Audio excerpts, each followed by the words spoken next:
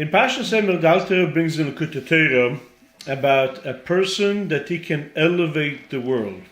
The Alter brings down that there's a difference between Olam HaTikun, the world, the way it is fixed and corrected, and Olam HaTohu, the world where the godly light were tremendous amount, and each one of the spheres was strong and complete and powerful. And because of it, he did not give a room for the other characteristic.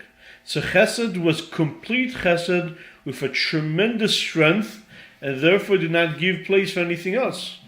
Similar to that, Gvura, stringency, was in a complete sense and did not give a room for anything else, did not give room for Chesed. And what happened because of it, they would not be able to contain together, and there was something called Shviras HaKelim. The vessels that were holding the light could not contain them anymore, because each one wanted to be the only dominant one. Then you have the level of Tikkun, where the lights were in a smaller sense, and therefore Chesed was not as strong, and Gvura was not as strong. Since Chesed was not as strong and powerful and overwhelming, therefore there's space for the other one, for Gvura. And the same thing with Gvura. Gvura was strong, but was not overwhelming and was not overtaking Chesed. And each one gave room for the second one. From a first outlook, it seems to be a lower level. And it is, because each one of the lights is smaller. But together with it, once all the lights coming together and unite, then you have all the lights coming together. And over there, Be'asar Shlim, in a place which is complete, of all the levels, that's when Ein Sof can dwell inside the way it was originally. So over there, in that level, it can be the way it was in Olam HaAkudim.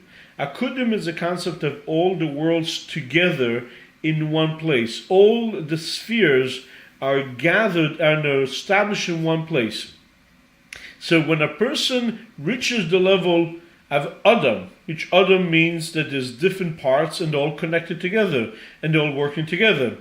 If a person has the one foot goes one direction, the other foot the other way, the hand is this way, the eyes are not paying attention, the ears, that's a disaster, that's Tohu. When it's all in coordination, that's when it's called Adam.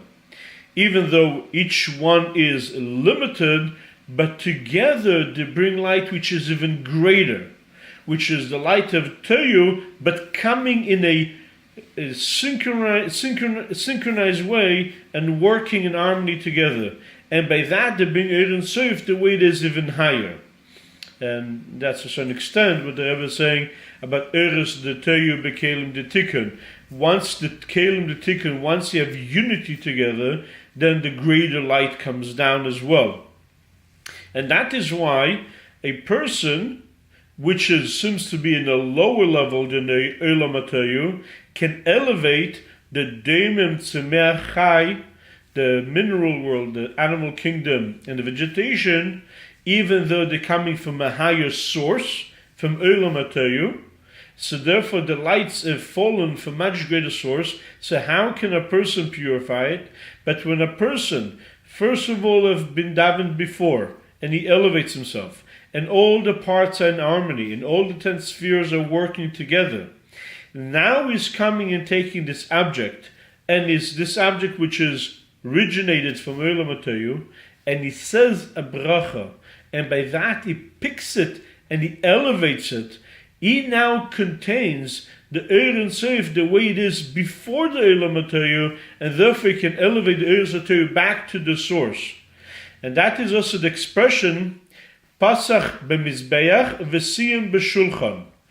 It started the verse with Mizbeach and continued Shulchan.